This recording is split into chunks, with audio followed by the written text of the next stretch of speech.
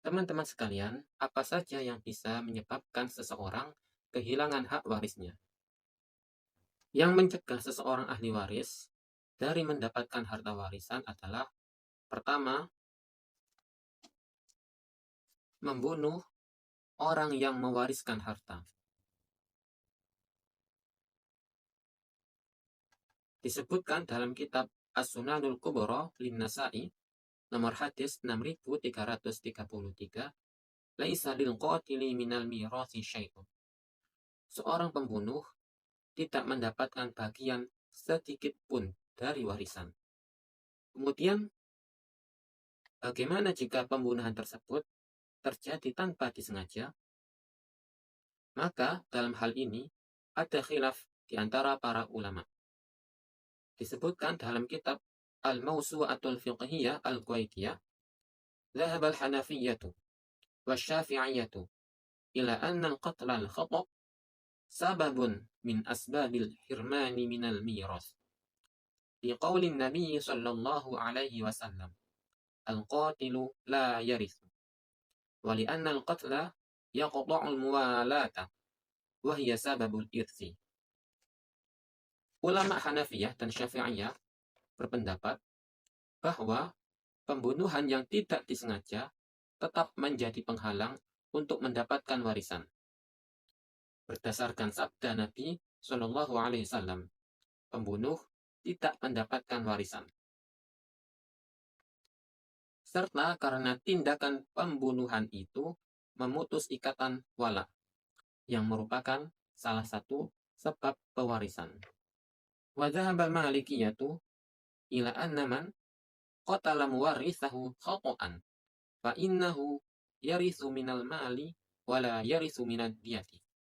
Sementara itu, ulama Malikiyah berpendapat bahwa orang yang membunuh pihak yang mewariskan harta, membunuh secara tidak sengaja, maka tetap mendapatkan bagian dari harta warisan.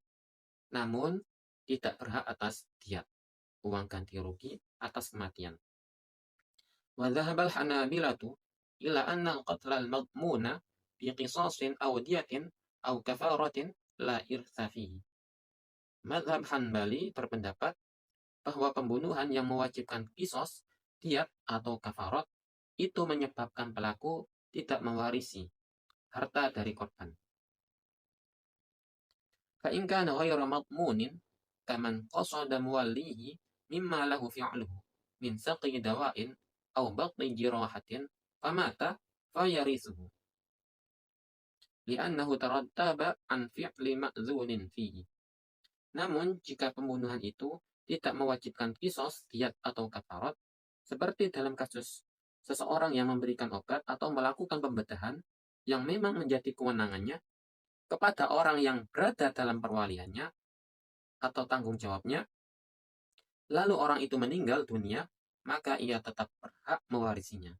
Sebab kematian itu terjadi akibat perbuatan yang diizinkan secara syar'i.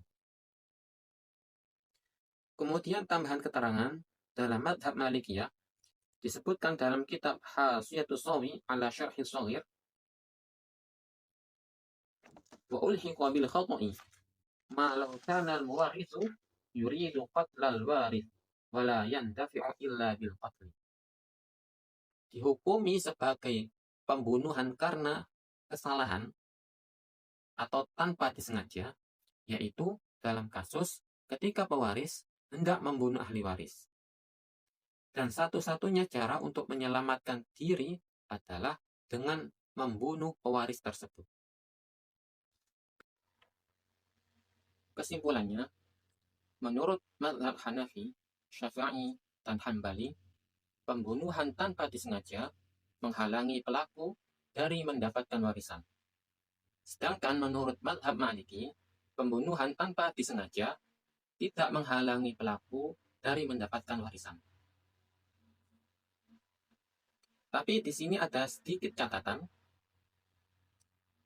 Membunuh karena membela diri dalam mazhab Maliki disamakan dengan pembunuhan tanpa disengaja, dalam artian tetap mendapatkan warisan.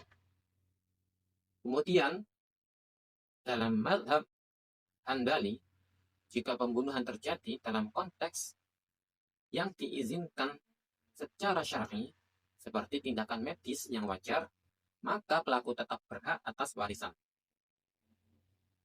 Sedangkan menurut mazhab Syafi'i, pembunuhan baik dengan sengaja ataupun tidak dapat dibenarkan secara syar'i atau tidak, tetap menghalangi seseorang dari mendapatkan warisan. Kemudian nomor 2, yang mencegah warisan adalah berbeda agama. Diriwayatkan dalam Sahihul Bukhari, wala yarithul kafirul muslima walal muslimul kafiru. Seorang non-muslim tidak bisa mewarisi harta dari muslim yang wafat.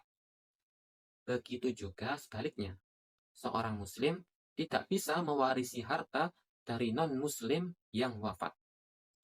Dalam hal ini, bisa menggunakan solusi wasiat.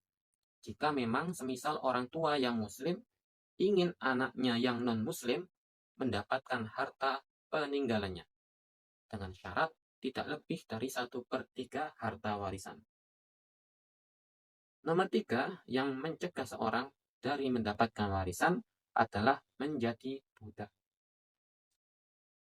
Zaman dahulu, seorang budak tidak bisa mewarisi harta. Namun, sekarang perbudakan sudah tidak ada. Jadi, hukum ini tidak lagi berlaku di zaman modern. Jadi, teman-teman, ada 3 hal utama yang dapat menghalangi seseorang dari menerima warisan. Pertama, membunuh pewaris, baik disengaja maupun tidak, tergantung mazhab. Nomor 2, berbeda agama antara pewaris dan ahli waris. Nomor 3, status budak, meski tidak berlaku lagi di masa kini. Semoga video ini menambah wawasan dan pemahaman kita semua tentang hukum waris dalam Islam. Jika ada yang belum jelas, silahkan tulis di kolom komentar. Dan jangan lupa untuk like, share, dan subscribe agar konten Islami seperti ini terus hadir untuk kalian semua. Wassalamualaikum warahmatullahi wabarakatuh.